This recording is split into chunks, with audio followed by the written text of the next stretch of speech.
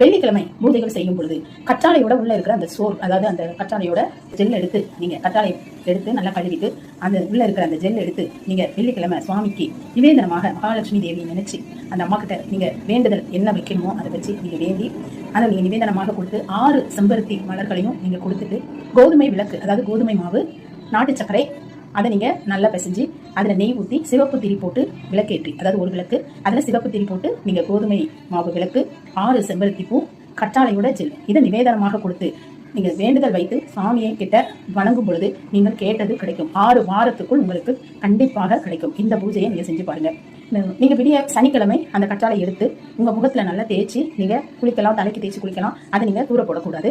அதை நீங்க என்ன உங்க முகத்துக்கோ உங்க தலைக்கோ அதை பயன்படுத்திக்கலாம். உங்களுக்கு லட்சுமிகரமாகவும் அதிர்ஷ்டமாகவும் இருக்கும். இந்த கற்றாழையோட மதிப்பு நிறைய இருக்கு, நம்ம சொல்லிக்கொண்டே போகலாம், அந்த அளவுக்கு இருக்கு.